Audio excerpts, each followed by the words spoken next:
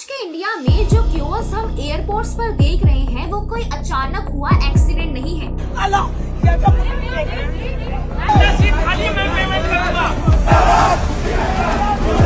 पिछले कुछ दिनों में 1000 से भी ज्यादा इंडिगो की फ्लाइट्स कैंसिल या डिले हुई हैं।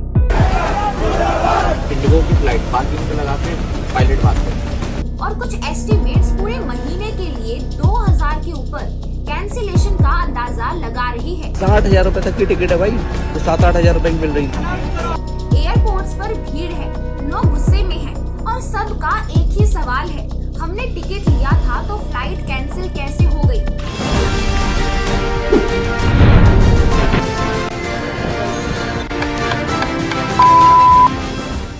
बहुत लोग पूछ रहे हैं, स्पाइस जेट है, अकासा है, एयर इंडिया है, एयर इंडिया एक्सप्रेस है, तो फिर सिर्फ इंडिगो ही इतनी ज्यादा फ्लाइट कैंसिल क्यों कर रही है? इसका सीधा जवाब है स्केल। इंडिगो इंडिया की सबसे बड़ी एयरलाइन है, लगभग 60 to 65% डोमेस्टिक मार्केट शेयर के साथ सबसे ज्यादा डेली फ्लाइट्स ऑपरेट करती है और उसका बिजनेस मॉडल ही इस तरह का है कि उसमें लेट नाइट और नाइट इंक्रोचिंग फ्लाइट्स का हिस्सा बहुत बड़ा है। इंडिया में एविएशन का रेगुलेटर होता है DGCA, director general of civil aviation. DGCA का प्राइमरी काम होता है सेफ्टी इंश्योर करना, चाहे उसके लिए एयरलाइंस को अनकंफर्टेबल डिसीजंस ही क्यों न लेने पड़े। DGCA ने रिसेंटली एक रूल स्ट्रिक्टली इम्प्लीमेंट किया, फ्लाइट ड्यूटी टाइम लिमिटेशन यानी FDTL। इसका सिंपल मतलब है पायलट और कैबिन क्रू कितनी देर काम कर सकते हैं, उसकी लीगल लिमिट क्या होनी चाहिए। इसमें दो चीजें आती हैं। पहला, ड्यूटी टाइम। जब पायलट एयरपोर्ट पर रिपोर्ट करता है जिसमें medical check, weather briefing, paper work, boarding जैसे काम आते हैं, ये सब ड्यूटी टाइम का हिस्सा होते हैं। दूसरा, फ्लाइट टाइम। जब इंजन स्टार्ट होता है, पुशबैक होता है, टेक ऑफ से लेकर लैंडिंग तक जो वक्त लगता है वो फ्लाइट टाइम होता है। नए रूल्स के मुताबिक स्पेशली नाइट इंक्रोचिंग ऑपरेशंस के लिए मैक्सिमम फ्लाइट टाइम 8 घंटे और मैक्सिमम ड्यूटी टाइम 10 घंटे रखा गया है। मतलब अगर पायलट का फ्लाइट टाइम एक ड्यूटी में 8 घंटे के आसपास पहुंच जाता है तो उसके बाद वो लीगली और फ्लाइट ऑपरेट नहीं कर सकता, चाहे प्लेन रनवे के पास रेडी खड़ा हो या फिर कुछ ही मिनट में उड़ने वाला हो, क्योंकि फटीग रिस्क ऑफिशियली लिमिट करना DGCA की रिस्पॉन्सिबिलिटीज है। अब बात करते हैं नाइट फ्लाइट्स की, क्योंकि यहीं से असली दिक्कत शुरू होती है। पहले एक ड्यूटी या रोस्टर पैटर्न में पायलट्स के लिए 6 तक नाइट लैंडिंग्स का स्कोप होता था, लेकिन नए DGCA रूल के बाद एक ड्यूटी पीरियड में मैक्सिमम 2 नाइट लैंडिंग तक की लिमिट कर दिया गया, ताकि रात भर काम करने वाले पायलट्स की थकावट कंट्रोल में रहे।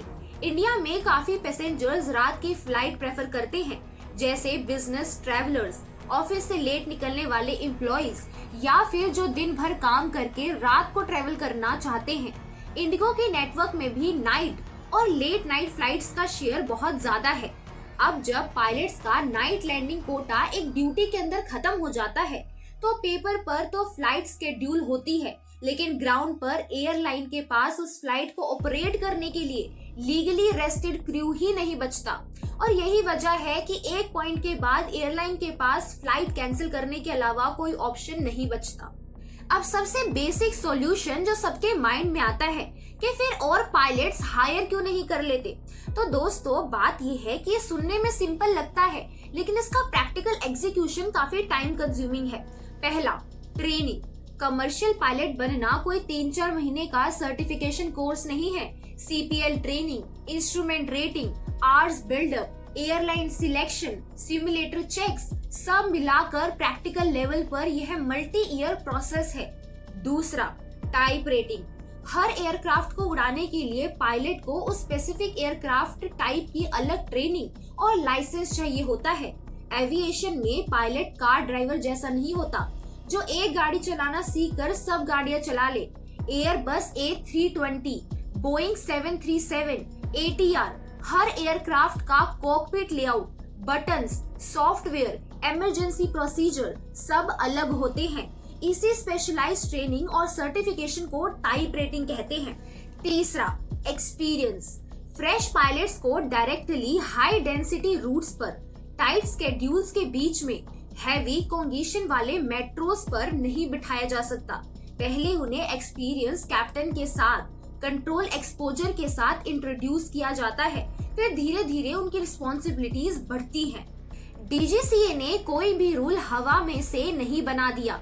पायलट एसोसिएशन रिपोर्ट्स के मुताबिक पायलट्स का एक सिग्निफिकेंट हिस्सा फटीग यानी extreme mental and physical tiredness की कंप्लेंट्स ऑलरेडी रेज कर चुका था, जिसमें कुछ सर्वेस और एनालिसिस में डबल डिजिट परसेंटेज तक थकावट के सीरियस केसेस हाईलाइट किए गए। पायलट का काम नॉर्मल ऑफिस जॉब जैसा बिल्कुल नहीं होता। उन्हें हर सेकेंड हाई कंसंट्रेशन चाहिए होती है। वेदर लगातार बदल सकता है, आसपास मल्टीपल एयरक्राफ्ट होते हैं, एटीसी इंस्ट्रक्शंस आते रहते हैं और कभी कभी सेकंड्स के अंदर लाइफ सेविंग डिसीजंस लेने पड़ते हैं।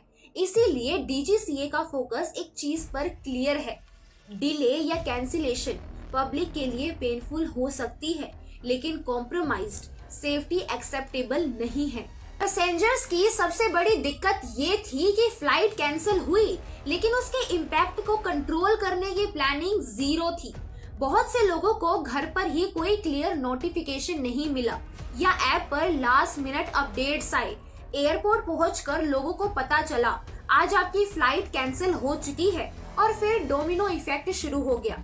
इसकी वजह से एयरपोर्ट पर overcrowding, long queues, food counters पर शॉर्टेज और बैगेज हैंडलिंग में प्योर क्योस देखने को मिला। जो पैसेंजर्स होटल ढूंढ रहे थे उनके लिए होटल प्राइसेस भी सडन डिमांड के चलते ऊपर चढ़ गए। सबसे बड़ा झटका था टिकट प्राइसिंग का।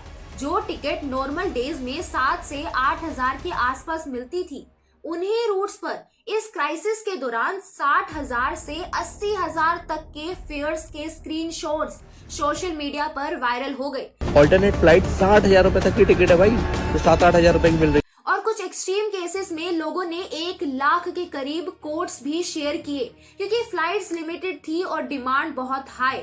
एयरलाइंस के ऑटोमेटेड रिवेन्यू सिस्टम ने इंटेंस सर्ज प्राइसिंग ट्रिगर कर दी।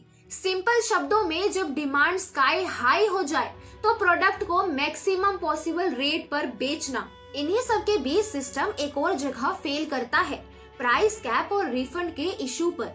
इस क्राइसिस के दौरान कोई नया इमरजेंसी प्राइस कैप अनाउंस नहीं हुआ और जो एग्जिस्टिंग फेयर बैंड्स थे वो पैसेंजर्स के पॉइंट ऑफ व्यू से काफी लूज लगे। दूसरी तरफ रिफंड और रीबुकिंग पॉलिसी इतनी कंफ्यूजिंग और रिजिड थी कि बहुत सारे पैसेंजर्स को या तो पार्शियल क्रेडिट मिला या फिर इमीडिएट कैश रिफंड नहीं मिल पाया। लोगों को यह लगा कि ना फ्लाइट मिली, ना पैसा सीधा वापस आया और ना कोई क्लियर सॉल्यूशन।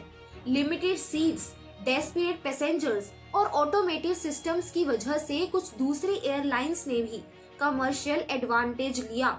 उनके फेयर्स भी ऊपर गए क्योंकि डिमांड ओवरफ्लो उनकी तरफ शिफ्ट हो गया। जब सिचुएशन यहीं पर रुकने वाली नहीं थी तो प्रेशर गवर्नमेंट तक पहुंच गया। इंडिगो ने सरकार और डीजीसीए से नए एफडीटीएल रूल्स को इम्प्लीमेंट करने के लिए ज्यादा टाइम मांगा और शुरू में रेगुलेटर ने इस डिमांड पर काफी टफ स्टैंड लिया। लाइन क्लियर थी, सेफ्टी रूल्स डाइल्यूट नहीं होंगे। लेकिन जब क्योस पीक पर पहुंच गया, कैंसिलेशन रोज का रूटीन बन गई, सोशल मीडिया आउटरीच बढ़ गया और पैसेंजर्स के वीडियो वायरल होने लगे, तब एविएशन मिनिस्ट्री को इंटरवीन करना पड़ा। इंडिगो को फरवरी तक एक वन टाइम एक्सेप्शन दे दिया गया, खासकर नाइट ड्यूटी वाले पोर्शन में, ताकि तुरंत सिस्टम कोलैप्स से बचा जा सके।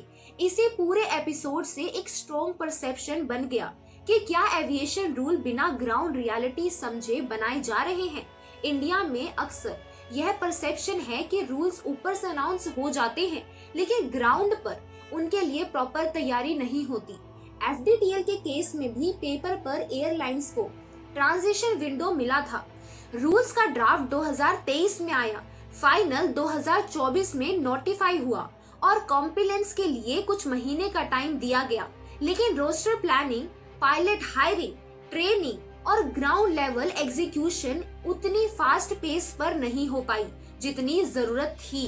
रिजल्ट ये हुआ कि जब स्ट्रिक्टर फेज एक्चुअली इन्फोर्स हुआ तो एयरलाइंस क्रू और एयरपोर्ट्स को प्रैक्टिकली एकदम से अपने स्केड्यूल और सिस्टम उलट देने पड़े, जिसके लिए उनका बैकएंड फुल्ली रेडी नहीं था। आज एयरपोर्ट्स पर जो हो रहा है वो एक क्लियर वार्निंग है। सेफ्टी के नाम पर अगर सिस्टम बिना ग्राउंड लेवल एग्जीक्यूशन समझे तोड़ दिया गया और कन्वीनियंस के नाम पर पैसेंजर को साइड में कर दिया गया, तो नुकसान सिर्फ फ्लाइट्स का नहीं होता, नुकसान भरोसे का होता है। इंडिगो का यह एपिसोड दिखाता है कि अगर प्लानिंग, कम्युनिकेशन और क्राइसिस मैनेजमेंट फेल हो जाए तो दुनिया के सबसे बड़ी लो कॉस्ट एयरलाइन भी कुछ ही दिनों में पब्लिक विलन बन सकती है।